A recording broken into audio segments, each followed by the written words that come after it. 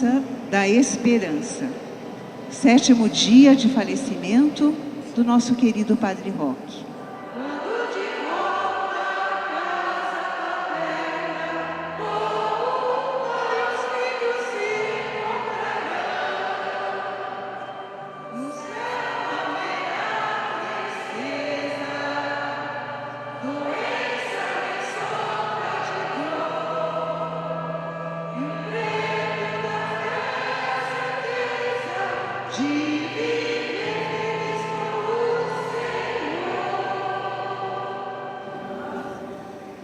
Em nome do Pai, do Filho e do Espírito Santo. Amém. A graça de nosso Senhor Jesus Cristo, o amor do Pai e a comunhão do Espírito Santo estejam convosco.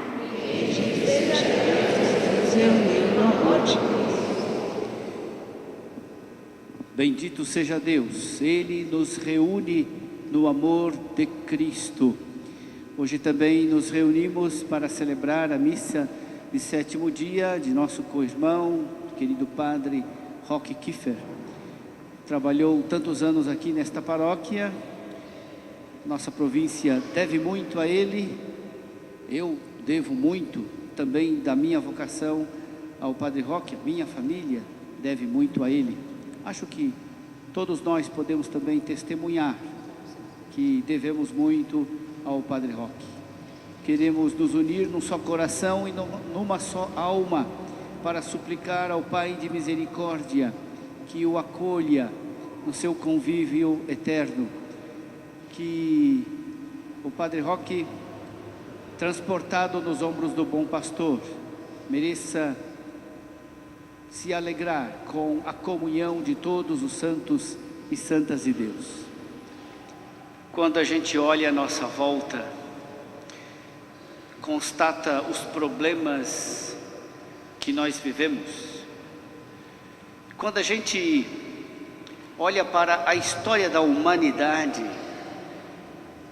nós temos que reconhecer que há muitos acontecimentos tristes, guerras injustificadas, massacres terríveis, maldades gratuitas. Se a gente estudar a história da humanidade, nós vamos ver que ela é uma sucessão de sofrimento, de violência, de injustiças feitas às pessoas. E a gente começa a se perguntar, mas afinal, o que mudou na humanidade e na história da humanidade? O que mudou a presença de Jesus Cristo? Jesus é o Verbo de Deus encarnado, viveu entre nós, morreu e ressuscitou, pregou o Evangelho, fundou a igreja. O que mudou na história da salvação? O que mudou na história da humanidade? Nós aprendemos na escola a dividir a história em antes de Cristo e depois de Cristo. Não é assim? Antes de Cristo, depois de Cristo. Cristo assinala um momento decisivo, chave na história da humanidade. Mas o que mudou? Se a gente comparar o que veio antes e o que veio depois, o mundo melhorou? A humanidade se tornou melhor? E a gente começa a se perguntar, mas será que valeu a pena? Será que vale a pena tanto esforço? Bom, a gente não precisa só olhar para a história da humanidade, a gente pode olhar para si mesmo.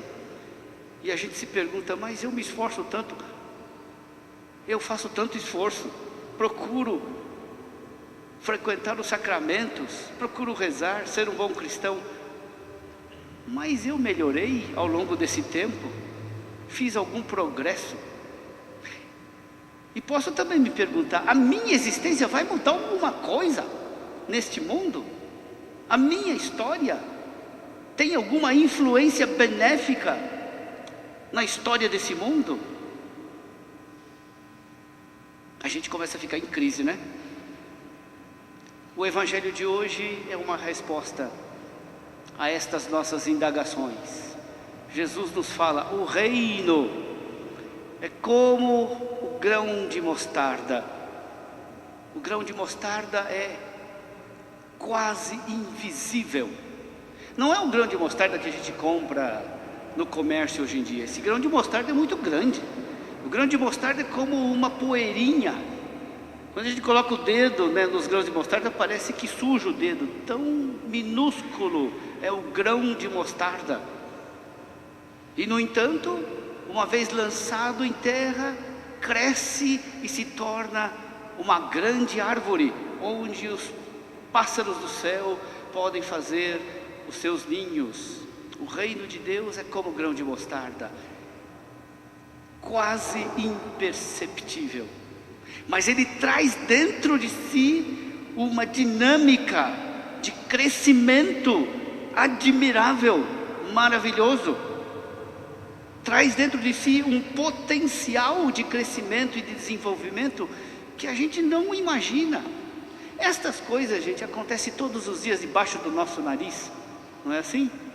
Uma semente tão pequena, depois que germina e cresce, se torna uma árvore enorme, e a gente nem liga para isso. Deveria de fato causar espanto que algo tão grande possa estar presente em algo tão pequeno. Se isso é verdade em relação às realidades materiais, muito mais em relação ao reino de Deus. Ele é como grão de mostarda. A gente não vê, é quase imperceptível, mas não significa dizer que ele não tenha esta potencialidade, esta dinâmica de crescimento extraordinária, maravilhosa. Nós não estamos ainda no tempo da plenitude, estamos ainda no tempo da semente lançada em terra. E não só isso, Jesus diz ainda que o reino dos céus é como o fermento. As mulheres que sabem fazer pão, não é? Ou os homens também, né? Mesmo que não saiba fazer pão, mas sabe como é que é feito o pão, né? O fermento é pouco em relação à massa. E o fermento não é visível, ele se perde no meio da massa. E no entanto o fermento leveda toda a massa por dentro. Nós sabemos que basta um pouquinho para que toda a massa seja transformada. Assim é o reino de Deus. Ele se perde, quase imperceptível no meio da massa, mas ele tem este poder de transformar a realidade por dentro. O reino de Deus não é uma força exterior, mas é um dinamismo que age a partir de dentro e transforma toda a realidade, que tem esta força contagiosa, um contágio benéfico de todo o nosso mundo. O reino de Deus é como o fermento que a mulher mistura com 3 medidas de farinha, leveda toda a massa. Nós estamos no tempo não da plenitude, mas da ação do reino, que está já mudando a realidade em que a gente vive. Já está transformando e vai transformar toda a nossa humanidade, toda a nossa realidade. É por isso que é interessante também a conexão deste evangelho com a primeira leitura tirada do livro da carta de São Paulo aos Romanos. Ele diz assim: nós já fomos salvos, mas na esperança. Pode não ser perceptível, mas não significa dizer que não esteja presente e não esteja agindo. Já fomos salvos na esperança. A salvação já nos é dada, mas esperamos ainda a sua plena manifestação. Ora, o objeto da esperança não é aquilo que a gente está vendo. Às vezes a gente é oprimido pelo que a gente vê. Nos sentimos desanimados com aquilo que a gente vê. Mas veja, o objeto da esperança não é aquilo que a gente vê, né? Como pode alguém esperar o que já vê? Mas se esperamos o que não vemos, é porque estamos aguardando mediante a perseverança. Nós esperamos. Esta parábola do grão de mostarda e do fermento na massa suscita em nós uma grande esperança.